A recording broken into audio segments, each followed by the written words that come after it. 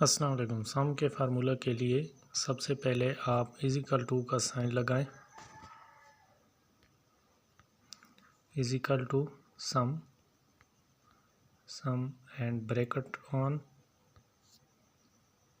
उसके बाद जहाँ से जिस कॉलम तक आपको टोटल करना है उस तक आप लेके आए। S2 से F या B2 से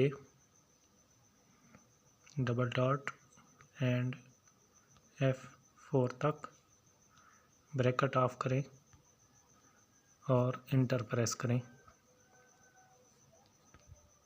यहाँ पे मैंने कुछ नहीं लिखा इसलिए टोटल आ रहा है। आप यहाँ एक कोई चीज़ लिख दें 55